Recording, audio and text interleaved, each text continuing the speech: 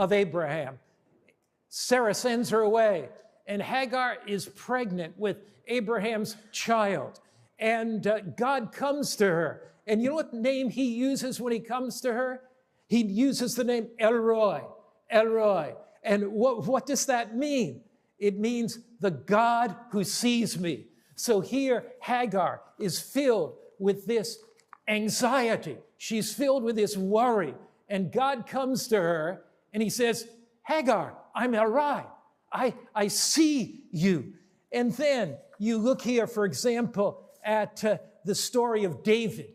David is fleeing from Saul, and God comes to him and he speaks to him and he says, I am El Shaddai. What does El Shaddai mean? It means the Lord God Almighty. He's the mighty one. Remember the story of Hezekiah in 2 Kings 20.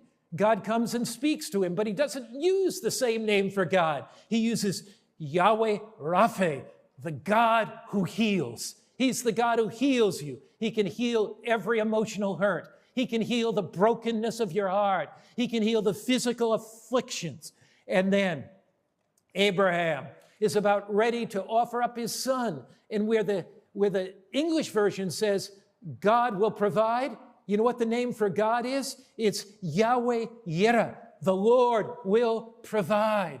The Lord will provide. So when we're facing worry, when we're facing the challenges of life that is stressing us out, we remember the names of God. He is the creator God that will never leave us or forsake us. He's all powerful. He is El Roi, the God who sees us. He is El Shaddai, the God who is almighty. He is Yahweh Rapha, the God who heals our deepest hurts. He is Yahweh Yireh, the God that will provide for us. What is it that enables us to get through crippling worry and paralyzing fear? It is first, things may seem out of control, but God is in control. The second great principle in enabling us to get through worry and fear is this: God only gives us strength for the challenges of today. You may be worried about tomorrow. You may be worried about 3 months from now. You may have lost a job and you may say, how am I ever going to provide? You may be facing a devastating illness and you may say, I'm so worried about that. You may have challenges with your kids and you may say, God, how am I going to get through this? God only promises you strength for today.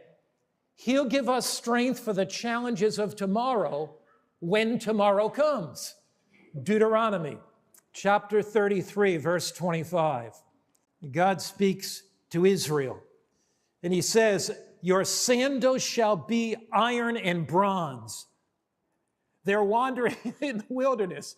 They got leather sandals. They're worried. My sandals are going to burn out, and I'm going to walk on this hot desert sand. What's it going to do to my feet? And God says, what does he say?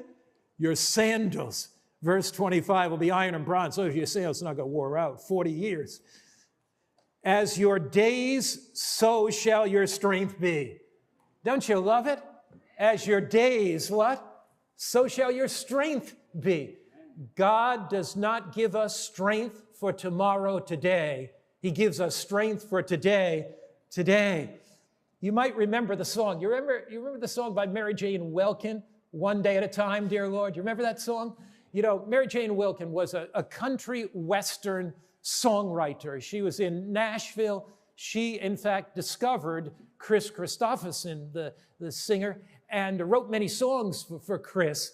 And Mary Jane, I got to meet Mary Jane. She came to one of our It Is Written partnerships. She also wrote the song, I Have Returned. And Charles Hagebrook, some of you know Charles, was going to sing.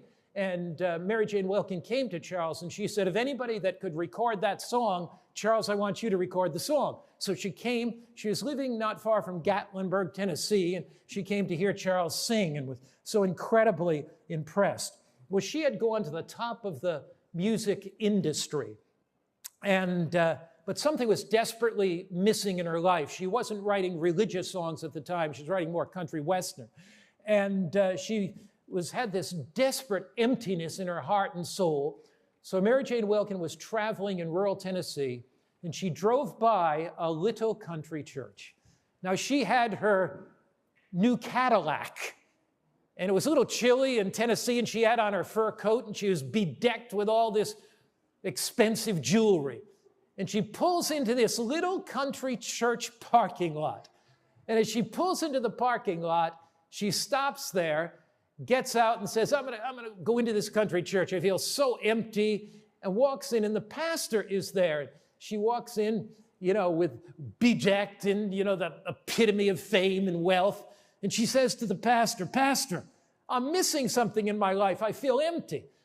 And he was an old country southern pastor, and he looks at her, he says, Lady, you don't look like you're missing anything when I see that car and those jewelries. It looks like you're one who got everything. But she said, but my life's got trials, problems. And he said, why don't you thank God for your problems and drive away? He's very direct.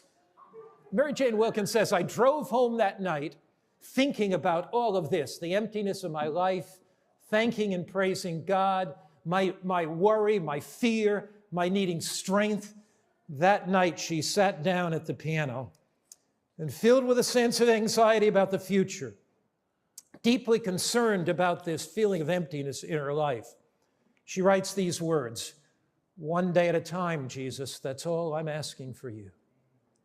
Just give me strength to do every day what I have to do.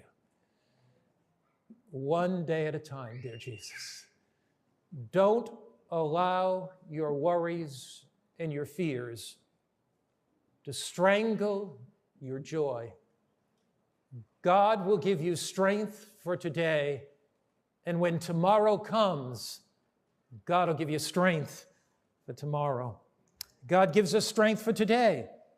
He imparts strength to get through the challenges we face